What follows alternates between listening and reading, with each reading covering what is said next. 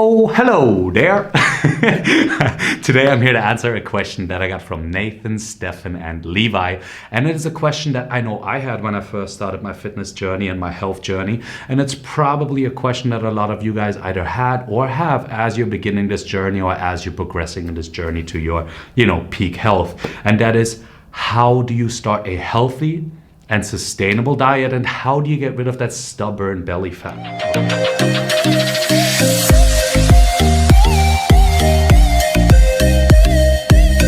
Let's break it down. What, why, and how, okay? Let's break down what the three different types of diets that, there are thousands of different diets, but I like to break them down into three different categories, okay? First, we have our fad diets. These are the diets that, are popular on social media, that are trending right now, but usually aren't very evidence or science backed, okay?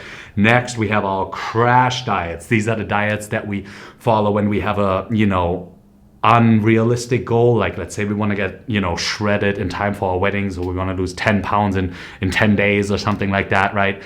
Usually these crash diets end up leading to just that, crashing against the wall, okay, and not being healthy at all. And third and final, we have our sustainable dieting, our balanced, sustainable dieting. Now, which of these types do you think we should follow and why? Okay, obviously it's going to be the sustainable and healthy dieting, okay? I'll give you a little bit of a backstory here. In terms of fad diets, I've had a lot of my clients come to me. They've tried that latest diet of, drinking, vegetable broth 4 times a day, or jumping on keto, although keto is very science-backed. It's very misunderstood by many. It's actually almost impossible to achieve true ketosis.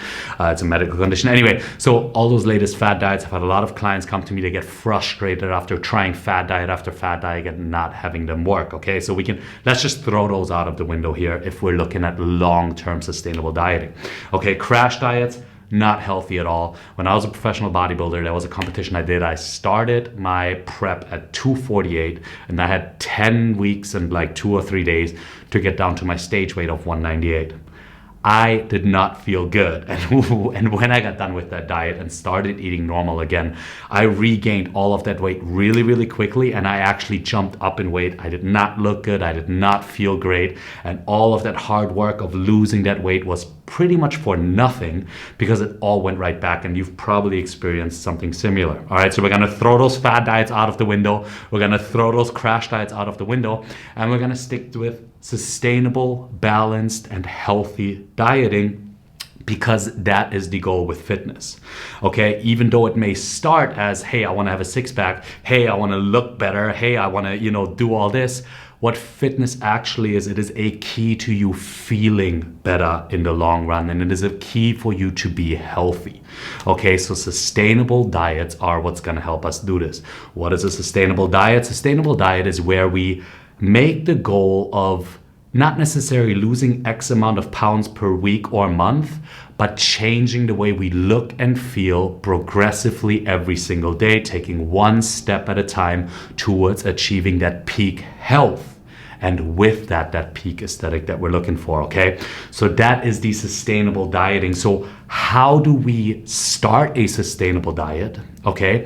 And how do we stick with it? I'm gonna tell you, it's actually very, very easy to stick with it, but first, let's break down how we start a sustainable diet. So to start a sustainable diet, we first have to establish our baseline caloric intake. And to do that, I like to follow an equation called the Mifflin-St. Jean equation. Now, I may have butchered the name, that's okay, I'll put the spelling like right here.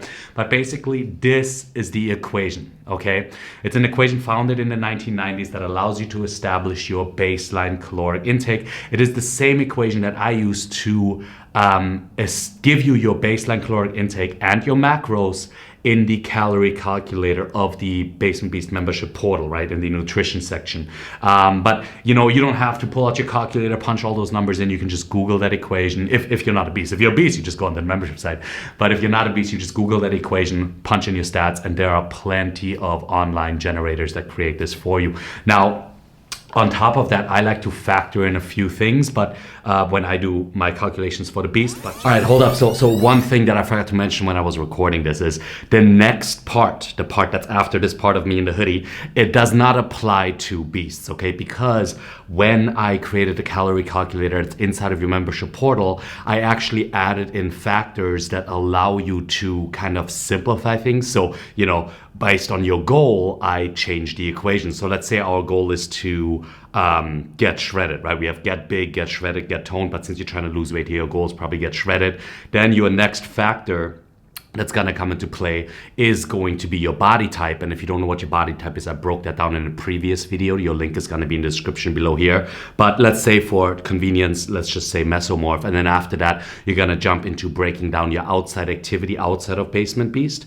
And then you are going to add your stats, okay? And that's what's going to generate your daily calories and your daily macros that are going to get you that goal of getting shredded. So the next part where I talk about subtracting those 300 calories a day, you don't have to do if you're a beast, because I took care of that for you and I actually overcomplicated it a little bit. So we're not just, taking 300 calories, but it's actually a lot more customized to you. However, if you're not a beast and you do want to learn how to, start a balanced and sustainable diet, this part that's about to come up applies to you.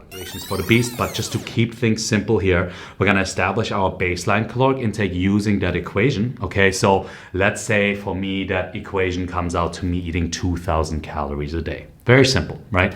So next step for me is going to be to go into a caloric deficit, meaning into a caloric negative of 300 calories a day. Okay, so I'm going to go down to 1,700 calories a day, following a macro split of even carbs, even proteins, and even fats. I'm just gonna cut everything into a third because most likely as I'm first getting into this dieting, I don't really know how my body responds to carbs, fats, and proteins yet.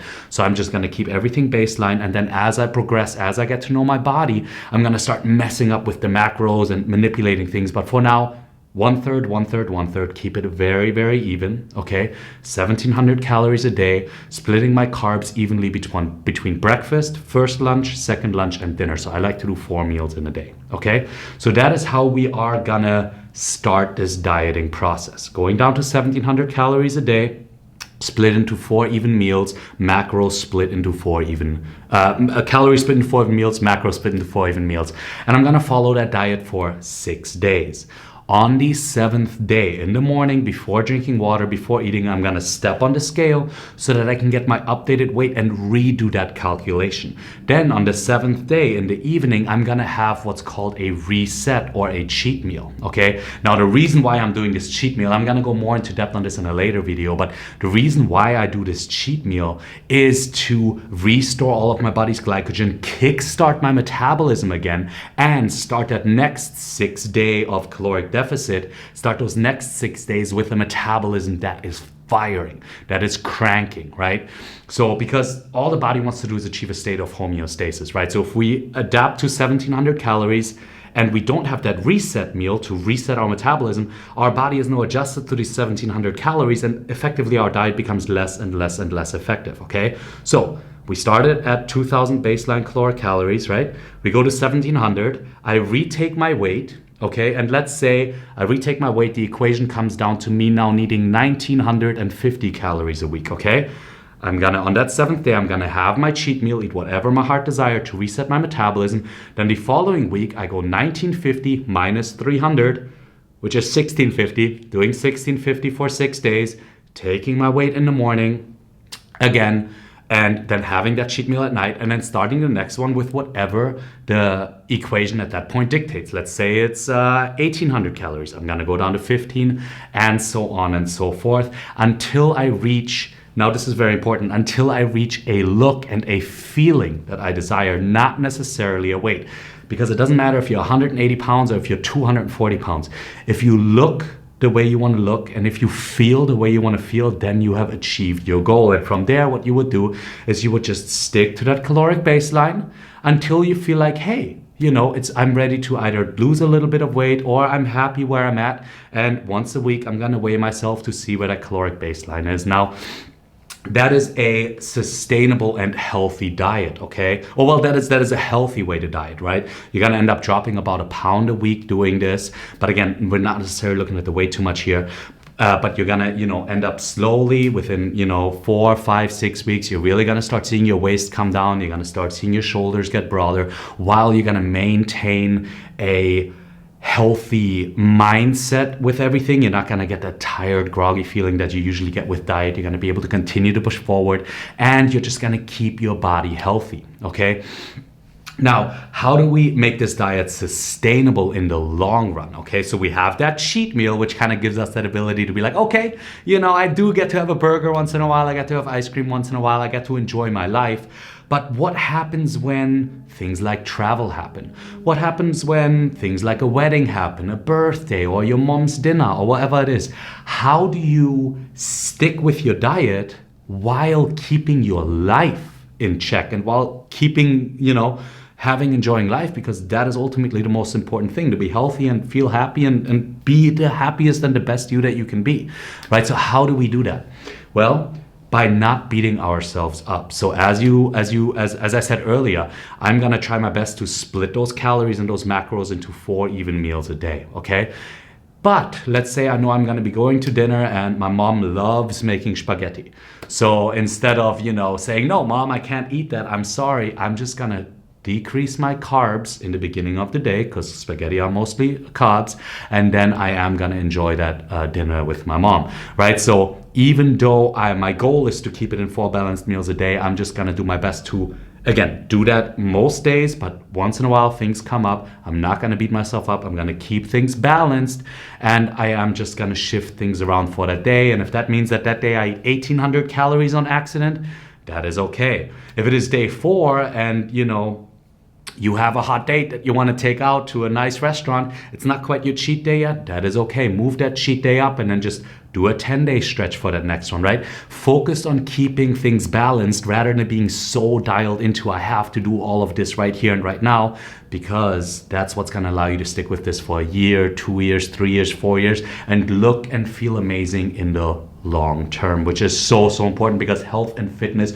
really is just about showing up at your best every single day. Okay, so that is how to do your diet. And then once you get to know your body a little more, that's when you can start manipulating your body by saying, okay, I'm starting to feel that with carbs I get a little bloated, or I'm starting to feel that fats just don't do me well, so I'm gonna do 40 carb, 40 protein, 20 fat, or 40 protein, 20 carb, 40 fat, or whatever it is. But as you start out, don't overcomplicate it. KISS, right? From The Office. Keep it simple, stupid. Keep it simple, stupid.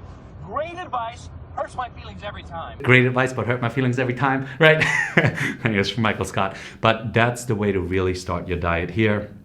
And then again, from there, staying motivated, not beating yourself up when you have a mishap. We all do. And looking at the big picture, looking at the long-term trend of you just continuing to live your healthy and balanced life. And that is all there is to it. What is it? Like, comment, subscribe. Let me know what you want to see me break down next.